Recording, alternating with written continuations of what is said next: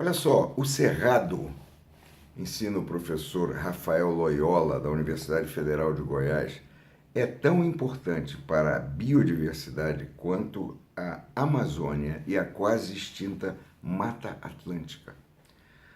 De suas quase 13 mil espécies de plantas, mais de 600 estão ameaçadas de extinção, o que corresponde a 30% de toda a flora ameaçada do Brasil. A taxa de perda de vegetação é de mais ou menos 1% ao ano. É maior em algumas regiões desse bioma, como dizem os especialistas.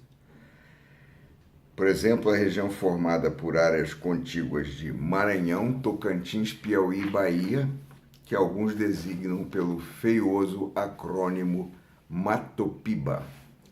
Diz o professor Loyola que até 2010, 60% do cerrado existente nessa região já havia sido perdido e transformado em campos de soja. Nada contra a soja em si. Sua avaliação é que o desmatamento, a presença de poucas unidades de conservação, tornam o cerrado o bioma mais vulnerável do Brasil hoje em dia.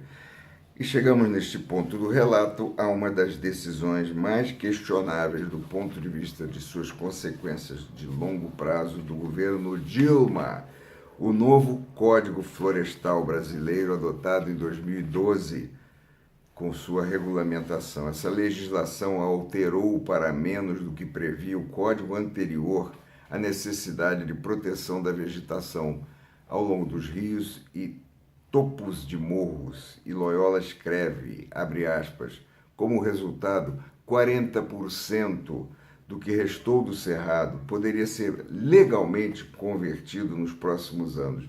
Sob amparo legal, seremos capazes de desmatar o bioma até que apenas cerca de 10 a 15% de sua cobertura original fosse mantida, fecha aspas. Não se trata de um lamento nostálgico de uma idade de ouro que nunca existiu, nem poderia voltar caso tivesse existido.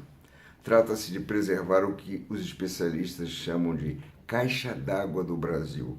O Cerrado alimenta grandes rios, como o São Francisco, o Amazonas e o Araguaia. Mas, como sabemos, a presidente Dilma não dava a devida importância a essas questões, como não dão seus sucessores.